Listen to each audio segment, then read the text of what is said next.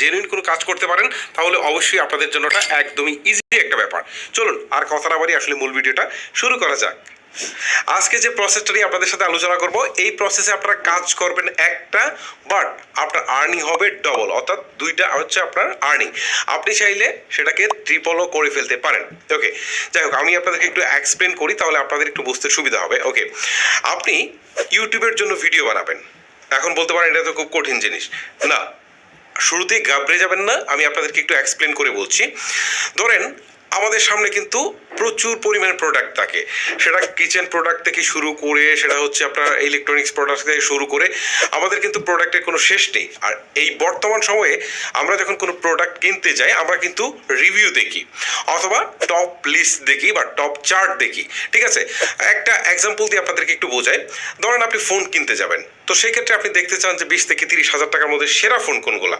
ওকে, আবার দেখা গেল যে আপনি গৃহস্থলীর কোনো একটা জিনিস কিনতে গেলেন বা একটা টিভি কিনতে গেলেন বা অন্য কোনো একটা জিনিস কিনতে গেলেন। এখন তো যে কোনো জিনিসই আমরা কিনতে যাই আমরা আগে ইউটিউবে একটু সার্চ করে দেখে নিই যে এই প্রোডাক্টের কোয়ালিটি কেমন হবে বা এই মডেলটা কেমন হবে। ঠিক আছে, এরকম অনেক কিছুই আমরা দেখে নিই। এই ক্ষেত্রে আপনাকে রিভিউ করতে আমি বলছি না, আপনাকে যে কাজটা করতে হবে সেটা হচ্ছে টপ লিস্ট তৈরি করতে হবে। টপ লিস্ট, ঠিক আছে। ধরেন 20 থেকে 30 হাজার টাকার মধ্যে নিচের ইউটিউবারকে এর মধ্যে রয়েছে তৌহিদ আফ্রিদি, ডান করে দিলাম। এরপর দেখুন 5+4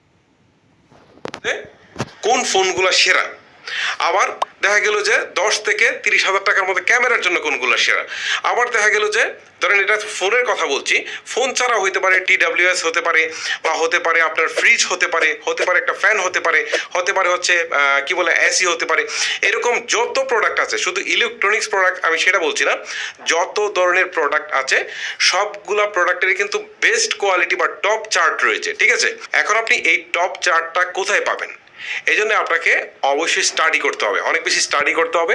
স্টাডি করে আপনাকে খুঁজে বের করতে হবে যে আসলে এই টপ চার্টে এই মুহূর্তে কে কে রয়েছে বা কোন কোন প্রোডাক্টগুলো রয়েছে। ওকে, সো এখান থেকে আপনি 5টা বের করে ফেলবেন। আপনাকে অনেক আর্টিকেল পড়তে হবে, অনেক কিছু করতে হবে, করে আপনাকে গেটে গুটে আপনাকে বের করতে হবে। ঠিক আছে, আপনার নিজেরও কিছু জ্ঞান নিয়ে কাজ করতে হবে।